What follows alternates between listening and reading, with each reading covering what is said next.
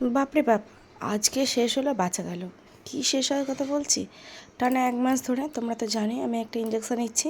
বিড়ালে কামড়ে দিয়েছিল সেই ইঞ্জেকশন। তো আজকে শেষ হলো। কী বলো তো? প্রত্যেক দিনের মতন দায়িত্ব মতন টাইম মতন পৌঁছানো মনে না থাকা এটা খুব চাপের ব্যাপার। তো এই আর কি। আর দাইহাটবাসীদের উদ্দেশ্যে বলছি, এই জায়গাটা কারা চেনো বলো তো? যদিও আমি অনেকটা আগে থেকে ভিডিওটা করবো ভেবেছিলাম, তো হয়ে ওঠেনি।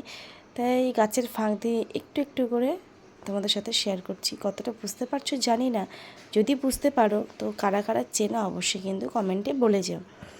আর এদিকে চলে এসেছে বাড়ি এবার। আর আজকে যেহেতু রোদ উঠেছে তো প্রচণ্ড কাজের চাপ রয়েছে। কোন কাজটা বাদ দিয়ে কোন কাজটা করব ঠিক ভেবেই পাচ্ছি না। প্রথমে এসে তো জামা কাপড় ছেড়ে দিয়ে ভাবলাম যা রোদ উঠেছে, উঠোনটা একটা উঠোন যদিও বা নেই, ছোট্ট পাড়া একটা সরু গলির মতন, তো ওইটুকুনির মধ্যে আর কি রোদে দিলাম। ছাদ আছে দুটো, এদিকে একটা ছাদ ওদিকে একটা ছাদ, কিন্তু কি আবার ছাদে উঠতে হবে আবার নামাতে হবে যদি হট করে মেঘ করে, তাই অল্প একটু যে সরু বড় উঠোন মতন রয়েছে মাদুরটা পেতে দিয়ে ওই বালিশ কটাকে একটু হালকা রোদতেই দিলাম। আর এদিকে দেখো অনেক কাচার আজকে ব্যাপার ছিল, কিন্তু খুব বেশি কাছে নেই, কারণ ভাবলাম যদি ওই যে বৃষ্টির ভয়, আবার যদি মেঘ থাকতে থাকতে মানে রোদ থাকতে থাকতে আবার যদি মেঘ করে বৃষ্টি হয়, তো সেই কারণে অল্প কিছু মাখিয়ে নিলাম আর সকালে কিছু কেচে গেছিলাম।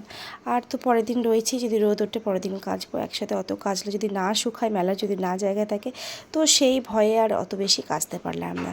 আর তোমরাও কি আমার মতন এরকম যারা মেয়ে মানুষ রয়েছে ভিডিও দেখছো, রোদ উঠলে কি একদম কাজের মধ্যে ঝাঁপিয়ে পড়ো? অবশ্যই জানোই কিন্তু। দেখো জীবনে বাঁচার পথে রোদ বৃষ্টি ঠান্ডা গরম সব দরকার। আর এই যে মাখিয়ে রাখলাম। আর আমাদের তো জানো টাইম কলের জল, টাইম কলের জলে কাজ করতে হয়। ট্যাঙ্কি আছে ওপরে আছে, ট্যাঙ্কির নিচের লাইনটা কাটা আছে আর কি। ওই একটু প্রবলেমের জন্য নিচে ওইদিকে ঘরটা হচ্ছিলো, তো সেই কারণের জন্য আর কি পাইপ লাইনটা কাটা আছে নিচের।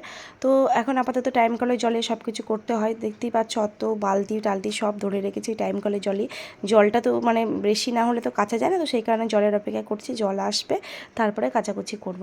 আর এদিকে দেখো বালিশগুলো একটুখানি হালকা উল্টে উল্টে দিলাম, তারপরেই তুলে নেবো। আর এদিকে অনেকগুলো মানে ইয়ে রয়েছে তোমার কাঁচা রয়েছে, সে কটাকে একটু ভাঁজ করবো। আর এদিকে খরগোশটাকে দেখো একটুখানি তোমাদের সাথে দেখিয়ে দিলাম, শেয়ার করে দিলাম, মানে রানুদের খরগোশ আর কি।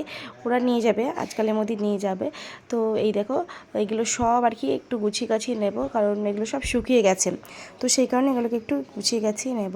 গুছিয়ে নিতে নিতে তোমাদেরকে একটা কথা বলি, বন্ধুদেরকে বলছি যারা নতুন রয়েছে তারা প্রত্যেককেই যেন একটুখানি আমার পাশে থেকে ভালোবাসা দিও।